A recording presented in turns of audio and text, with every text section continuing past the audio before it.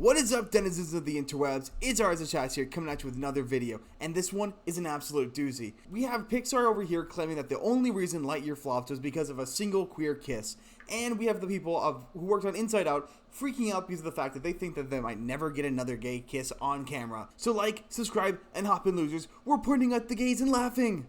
Alright, so there's a ton of stuff going on in this article put up by IGN. A lot of sources have broken it up into two separate articles like bounding into the comics, but I figured it'd be best to go to the main source directly to get all of this information out on the table.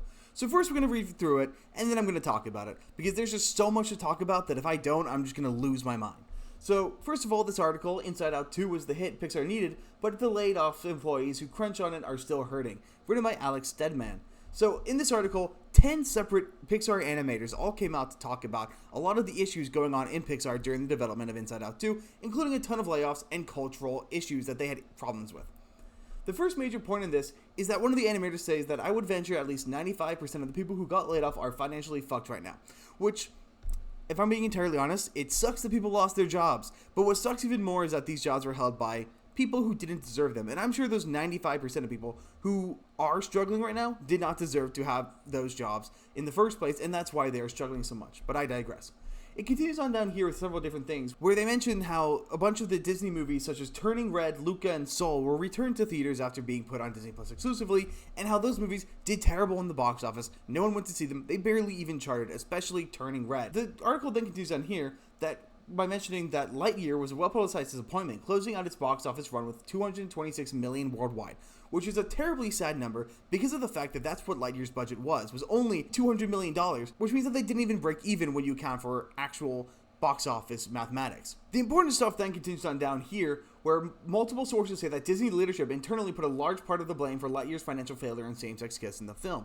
And while I'm not going to say that wasn't a part of the problem, it's hard to say that's the entire problem. The article then rewords it down here, Lightyear was a financial failure because it had a queer kiss in it, as a direct quote from one of the different animators on the film. It then continues on down here, where they talk about Inside Out 2, how a whole lot of people online were constantly freaking out about queer coding in Inside Out 2's trailer. A lot of Tumblr rights and cringe people who probably deserve to be in a mental institution or instead of a wood chipper are talking about how throughout the entirety of Inside Out 2, they think that all of her weird emotions, the reason her emotions are completely different from her parents and are multiple genders is either because she's non-binary or lesbian and going to be doing some inappropriate things with the head of her hockey team with that red stripe in her hair. And many of these fans, a lot of the Tumblr rights even felt baited over what it actually was, as it states right here. They continue down here mentioning other Disney Pixar movies that seem to be struggling, such as Elio, which is having a huge amount of crunch put into it after massive delays, where by the sounds of it, they've changed everything.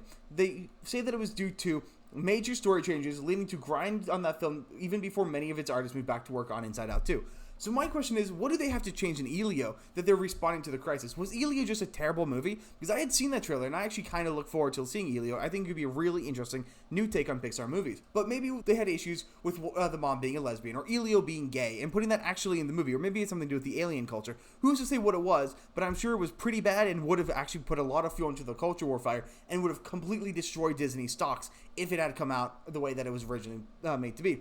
But that's speculation. That's purely conjecture. I have no actual evidence that any of that's true. Article bolds up this one quote from one of the animators: "You're just working 24/7, and so after a while your body just starts to break down. And part of the problem is you wouldn't have to work 24/7 if you were a competent team." That's a lot of the problem within Disney. It's not because of what Disney's telling you to do, but because of who Disney hired. If they had hired competent people, you wouldn't have this stress. A lot of animated movies from the past had a similar level of constraint put on them that wasn't such a problem for the employees to work, because those people knew what they were doing and were qualified for said job. So there's a lot of pointless information in this article, but the next relevant quote comes on here: "Disney invested $1.5 billion in Fortnite," one former employee laments. 1% of that $1.5 billion would have saved all of our jobs. Well, that's probably true that 1% of that $1.5 billion probably would have saved all of your jobs. You failed to ask the important question: should they have done it? Are your jobs worth saving? Because based on the quality of the movies like Soul, Luca, and Turning Red, your jobs aren't worth saving. The product isn't worth what it's doing, and if we only got a good Inside Out 2 because of massive rewrites, then that says a whole lot that the people working on it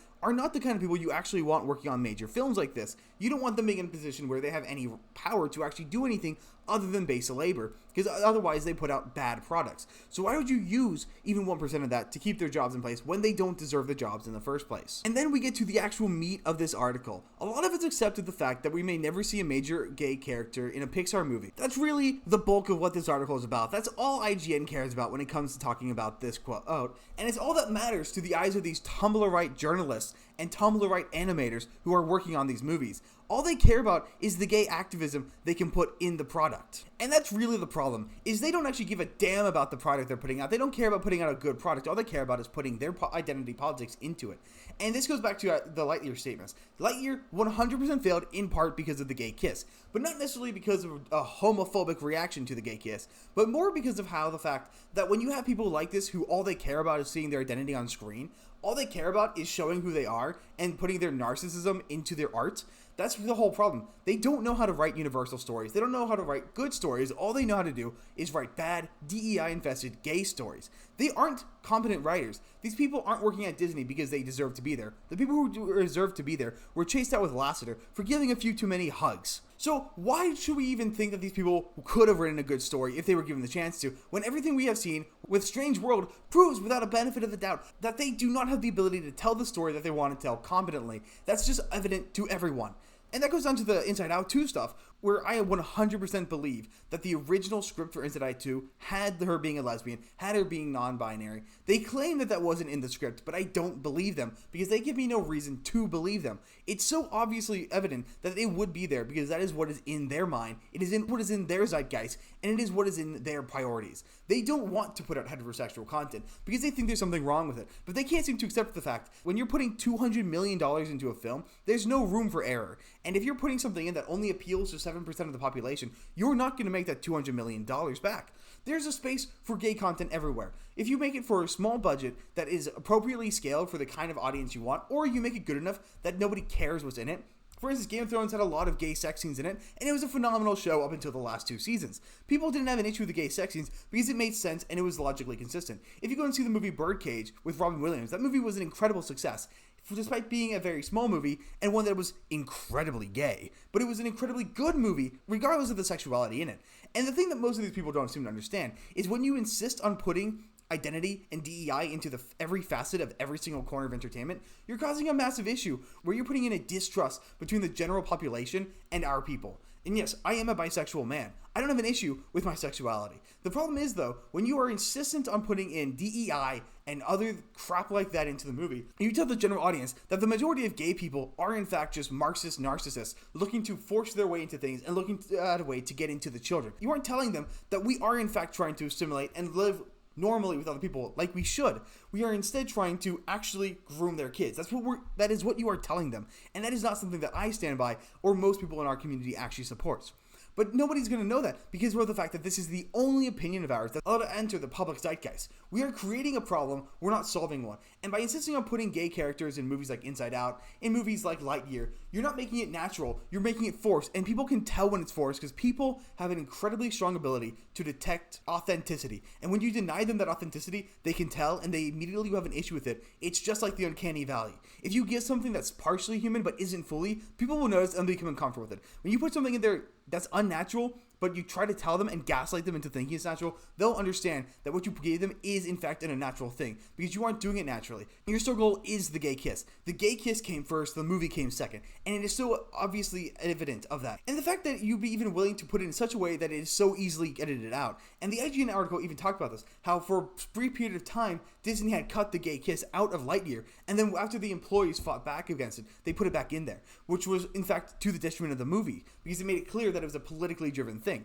They only put the movie back in there because they were afraid of the political backlash that they were going to get from their audience. That's the only reason they put it back in there, is because they were bullied by their employees, which is something so ridiculous that should never happen. That they had no choice but to kowtow to this crowd and to this insane mob, because that's all that is. These people at Disney are a mob. They're not genuine. They do not have the company's bottom line at heart. They do not have universal storytelling at heart. And they do not have the audience at heart. All they have is their personal narcissism and insistence on being seen on the screen for no reason other than the fact that they have never been told no in their life. And this is going to continue. I will be reviewing Agatha All Along, and I will be putting out a video on the issues with Agatha All Along later tonight. That just goes into all the insane, disgusting narcissism that's put at the forefront of Agatha all along. And the mindset of these people in Disney, how they do not care about the stories and they do not care about the audience. All they care about is putting themselves and seeing themselves on TV. So hopefully this didn't get too long-winded and too ranty. And I hope you guys enjoy what I had to say. So thanks for coming along, pointing and laughing at these little gay losers for failing to make a single good movie with gay stuff in it. Hopefully they get better, because diversity is in fact a good thing, but only when it's done naturally, genuinely, and with the right intentions.